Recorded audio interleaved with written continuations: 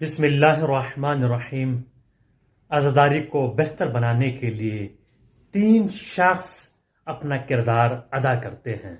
वो तीन कौन कौन हैं? सबसे पहले उलमा, खुतबा, ज़ाकिरीन हैं। दूसरे मुंतज़मीन, कमेटियाँ, इंतज़ामिया हैं। और तीसरे जवान हैं।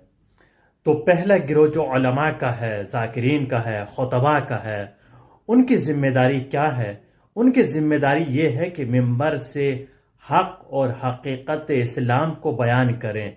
सिर्फ मसाइब और फ़ज़ाइल की हद तक महदूद ना रहें, बल्कि इस्लाही पैगाम भी माशरे में ज़रूर पहुँचाएँ।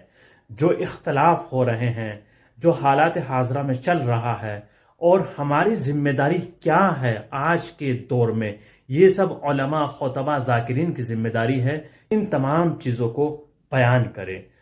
दूसरा गिरोह मुंतज़मीन का है, कमेटी का है, इंतज़ामिया का है।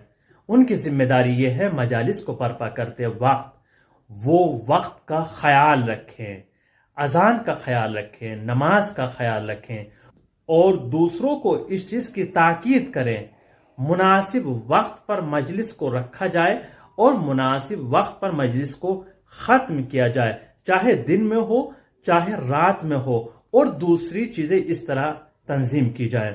तीसरे नौजवानों से गुजारिश ये है कि जो मजालिस में घर से तशरीफ लेकर जाते हैं, लेकिन वो घर से जाते मजालिस के लिए हैं, लेकिन चौराहों पर, गलियों में, सड़कों पर खड़े ना हो, बल्कि जब मजलिस के लिए निकले तो मजलिस में जाकर बैठे, फर्श अज़ा पर जाकर बैठे। ये उनकी जिम्मेदारी है। अगर वो फर्श अज़ा पर नहीं जा रहे हैं तो अपने घर रहें, ये सबसे बेहतर है। या घर रहें या मजलिस में बैठें। मजलिस की तौहीन ना करें चौराहों पर खड़े होकर, ये गलत है।